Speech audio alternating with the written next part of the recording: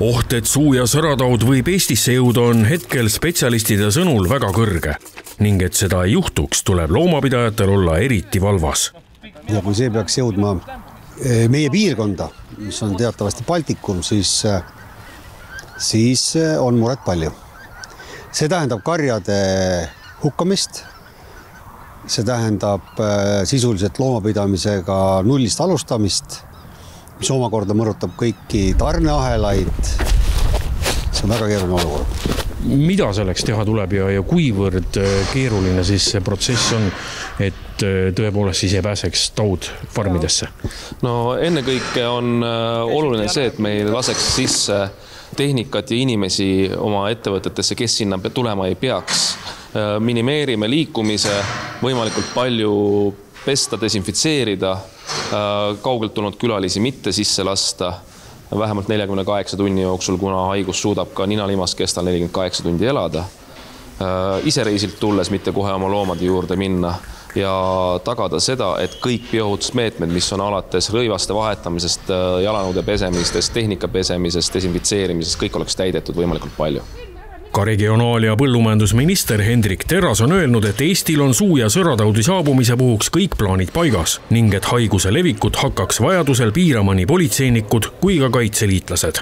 Muret teeb loomulikult see, et rändlinnud hakkavad lendama.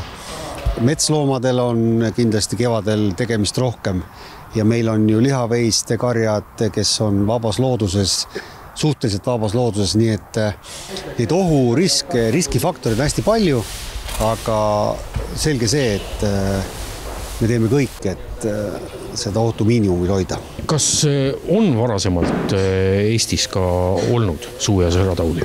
Eestis on suu- ja sõrataud esinenud viimati 1982 aastal ja inimesed, kes sellel ajal olid siis tegusad, teavad, mismoodi olid farmid juures teed kinni, mismoodi inimesed, kes farmis olid, nad olidki farmis, neile viidi sinna toitu üle aia, koju ei tulnud keegi ja see on üks nendest turvameetmetest, mida rakendatakse, et haigus ei leviks. Must stsenaarium, kui peaks juhtuma, mida see tähendab? Kõige mustem stsenaarium saab olla see, et meid tabab suu- ja sõrataudi puhang, mis tähendaks Eesti loomakasvatusele, nii veisekasvatusele, lambakasvatusele, tõenäoliselt ka seakasvatusele väga suurt hävingut, sest kõik haigestunud karjad tapetakse, hukatakse taudi leviku piiramise eesmärgil. Nii et loomakasvatajad, kes ei ole võib-olla veel mõelnud selle peale, kuigi tahaks loota, et neid Eestis ei ole, viimane aeg mõelda, kuidas oma farmid ohutuks muuta ja see võib-olla tõepoolest kas või aiad ümber panna.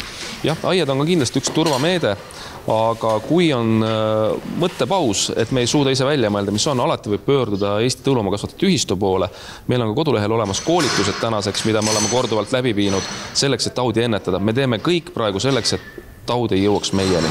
Kas on teada, kas see haigus ka inimestele mingisugust ohtu kujutab?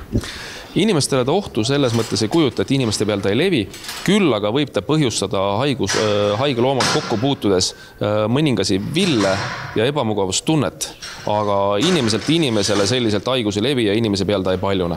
Et on ikkagi sõralist ja spetsiifiline.